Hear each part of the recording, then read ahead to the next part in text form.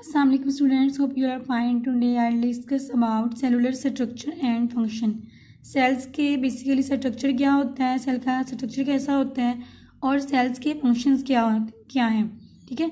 अब सेल का structure basically sales के अंदर जो प्रेजेंट होती हैं ऑर्गेनेलीज या सेल के अंदर जो स्ट्रक्चर्स और प्रेजेंट होते हैं तो वो कलेक्टिवली उनका स्ट्रक्चर क्या होगा, वो बेसिकली सेल का स्ट्रक्चर होगा. और उन स्ट्रक्चर्स के उन ऑर्गेनेलिस के जो फंक्शंस होंगे वो कलेक्टिवली फंक्शंस किनके होंगे, वो सेल के फंक्शंस होंगे. ठीक है. अगर आपने प्रीवियस लेक्चर मीन्स के चैप्टर नंबर 1 को अच्छे से पढ़ा हुआ है तो आपको पता होना चाहिए कि सेल किससे बनता है. ठीक है. सेल्स जो है ऑर्गेनेलिस की कम्बिनेशन से बनता है. ठीक है. When organelles assemble together they form cell which is a basic structure and function unit of life. Cells जो है ऑर्गेनेलिस से मिलके बनते हैं. ऑर्गेनेलिस किससे बनती हैं, ऑर्गेनेलिस होती हैं बायोमोलिक्यूल्स जब असेंबल करते हैं तो फिर ऑर्गेनेलिस बनती हैं और ऑर्गेनेलिस की असेंबलिस से क्या बनते हैं, सेल्स. ठीक है. अब जो सेल्स हैं, सेल्स में ऑर्गेनेलिस के अलावा और भी बहुत से नॉन ऑर्गेनेलिस स्ट्रक्चर्स प्रेजेंट होती हैं.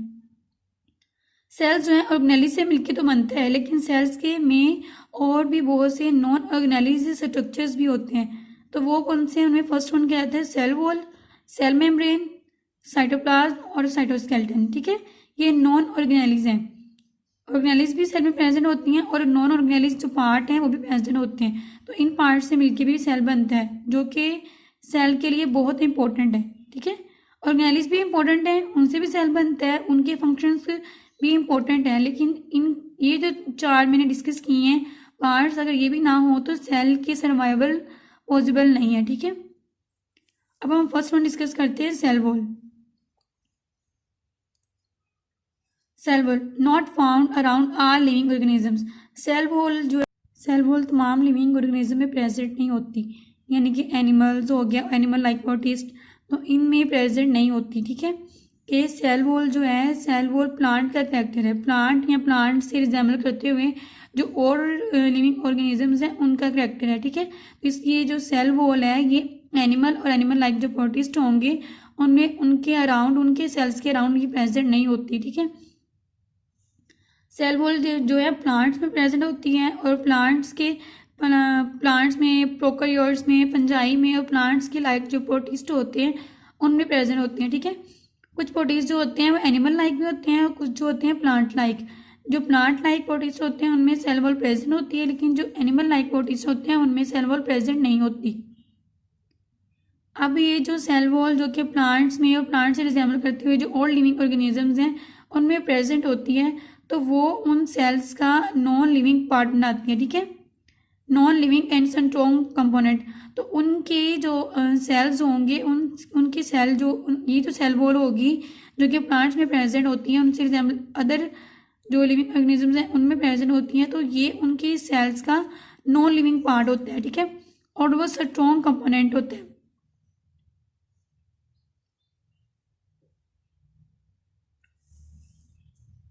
अब ये जो सेल वॉल है ये जो कि प्लांट्स में उससे रिजेंबल जो अदर स्ट्रक्चर्स इनमें प्रेजेंट होती है तो ये जो सेल वॉल है ये सेल मेम्ब्रेन के आउटर साइड पे प्रेजेंट होती है. ठीक है. ये जो तमाम जो लिविंग ऑर्गेनिजम्स होते हैं उनमें सेल मेम्ब्रेन प्रेजेंट होती है. ठीक है. लेकिन जो सेल वॉल होती है वो सिर्फ प्लांट्स या उनसे रिजेंबल करते हुए जो अदर स्ट्रक्चर्स होते हैं, अदर ऑर्गेनिजम्स होते हैं उनमें प्रेजेंट होती है. ठीक है. तो जो जिनमें ये सेल वॉल प्रेजेंट होती है जिन लिविंग ऑर्गेनिजम्स में, तो उन लिविंग ऑर्गेनिज्म में सेल वॉल जो है वो सेल मेम्ब्रेन के आउटर साइड पे प्रेजेंट होती है. और ये जो सेल मेम्ब्रेन है इसका फंक्शन क्या है, तो ये क्या है, ये इनर लिविंग मैटर जो कि प्रोटोप्लाज्म है, जिसे हम इनर लिविंग मैटर जो होगा सेल के अंदर की साइड पे जो लिविंग मैटर होगा, जिंदा मवाद होगा, तो वो जो होगा जिसे हम प्रोटोप्लाज्म कहते हैं, उसे शेप प्रोवाइड करती है, स्ट्रेंथ प्रोवाइड करती है, प्रोटेक्शन और सपोर्ट. ठीक है. तो प्रोटोप्लाज्म क्या होता है, प्रोटोप्लाज्म बेसिकली क्या है, साइटोप्लाज्म और न्यूक्लियस को जब मिलेंगे तो फिर वो क्या होंगे, प्रोटोप्लाज्म बनाएंगे. ठीक है. कि प्रोटोप्लाज्म बेसिकली क्या है, न्यूक्लियस और साइटोप्लाज्म की कम्बिनेशन है. ठीक है. तो वो जो प्रोटोप्लाज्म होगा उसको एक प्रॉपर शेप देंगे, प्रॉपर स्ट्रेंथ देंगे, प्रोटेक्शन प्रोवाइड करेंगे, सपोर्ट प्रोवाइड करेंगे। तो ये फंक्शन तमाम किसके हैं? ये सेल वॉल है। सेल वॉल प्रोवाइड करती है तमाम स्ट्रेंथ, प्रोटेक्शन और ये शेप वगैरह एक सेल को। नेक्स्ट है प्लांट सेल्स। प्लांट सेल्स में जो सेल वॉल होती है प्लांट सेल्स की, वो किससे बनी होती है? उसमें केमिकल्स प्रेजेंट होते हैं, ठीक है।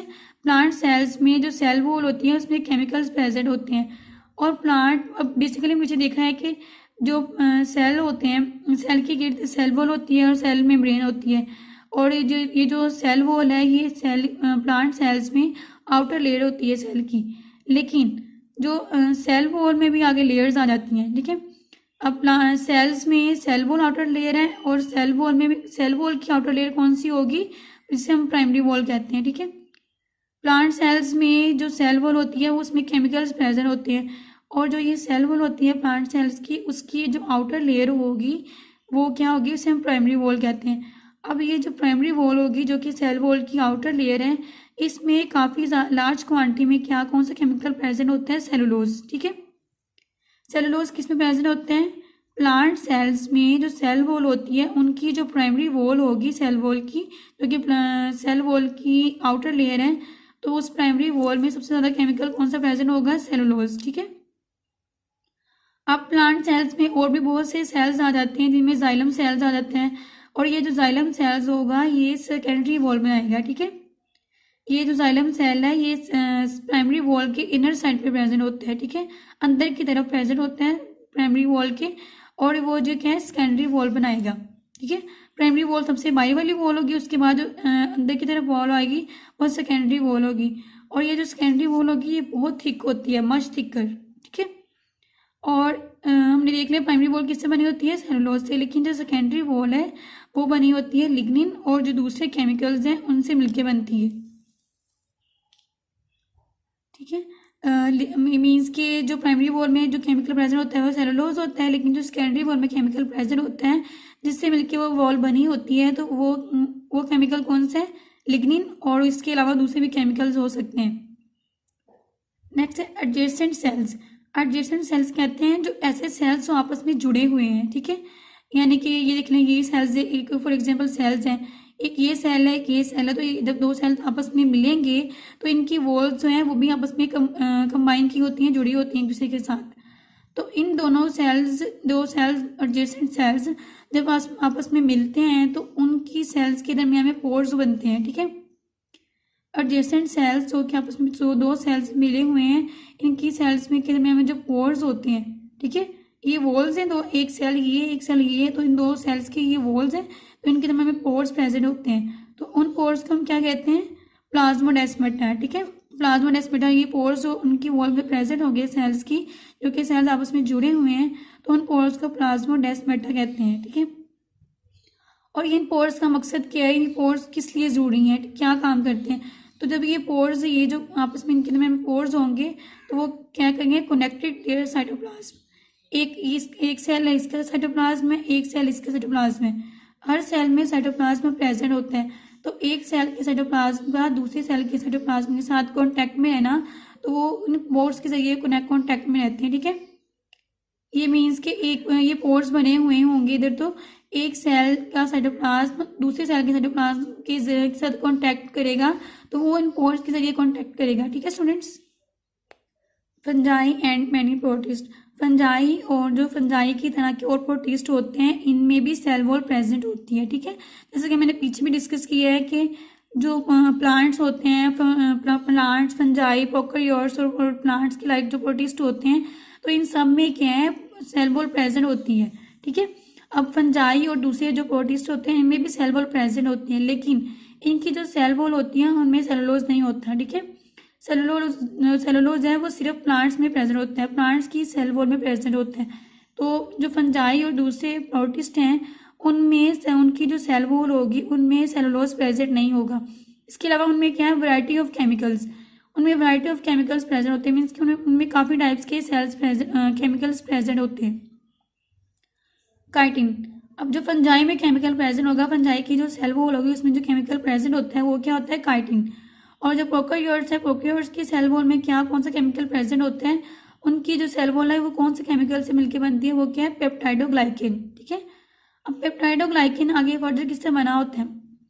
पेप्टाइडोग्लाइकिन जो है अमाइनो एसिड्स और शुगर जब आपस में कलेक्ट करेंगे, कंबाइन करेंगे, तो रिएक्शन करवाएंगे अपना, तो फिर उसके रिजल्ट में एक कॉम्प्लेक्स मॉलिक्यूल बनता है जो कि क्या है? पेप्टाइडोग्लाइकिन। ठीक है, अमाइनो एसिड और शुगर की कम्बिनेशन से पेप्टाइडोग्लाइकिन बनता है जो कि प्रोकैरियोट्स की सेल वॉल में प्रेजेंट होता है। प्रोकैरियोट की सेल वॉल उससे बनी होती है। ठीक है स्टूडेंट्स,